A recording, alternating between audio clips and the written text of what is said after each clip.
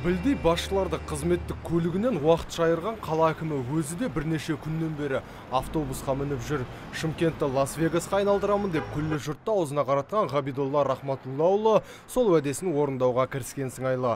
Ел қатарлы аялдамада қоғамдық көлік күтіп қаланың күйбең тіршілігіне халықтың көзімен қараған әкім бұрын байқалмаған бірнеше мәселені анықтапты. Айтуынша біздегі аялдамаларда шетелдегідей қаланың картасы мен қай бағытта автобустар қатынайтынын білдіретін кесте жоқ. Бөлім басшыларына бірінші кезекте осы кемшілікті жою тапсырылды.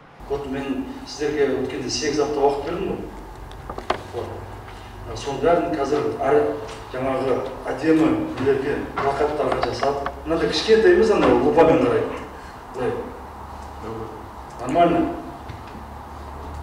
И аспан қарап қоймай, сатымен көреді.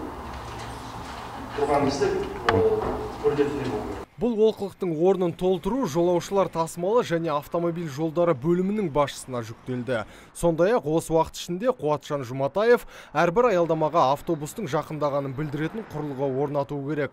Бұл жоба жүзеге асса, тұрғындар смартфонның көмегімен қоғамдық көліктің қозғалысын бақылай алады. Айтылған ескертулерді мұқият тыңдаған бөлім басшысы өзінің де қол қусырып қарап отырмағанын аңғартты. Тасымалдаушылармен жиналыс өткіздім, яғни оларға да талап қойылды. Өзіміз сақтай, жәндегі машиналарын қойып, оларда өздерінің қызмет көрсететін автобусымен халыққа сәл жақын болып көрсін деген ұсыныспен бердім.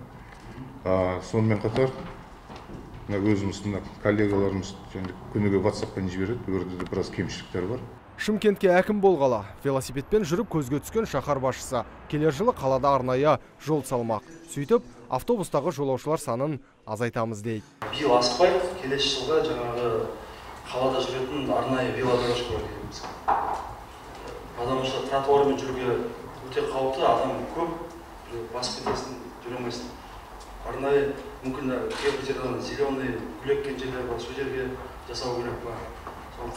Жолаушылар тасымалындағы кемшіліктерді жоюға білек сыбана кіріскен қала билігі биыл осы мәселені шешіп тастауды көздеп отыр. Ал келер жылы жаңашылдыққа жаны құмар Ғабидолла Абдрахымов қоқыспен күресеміз деп командасын қуантты. Нұрсұлтан Тұрысбеков, Талғат Қырғызалиев, Абзал Тұрабеков, ТВК телеарнасының жаңалықтар қызметі.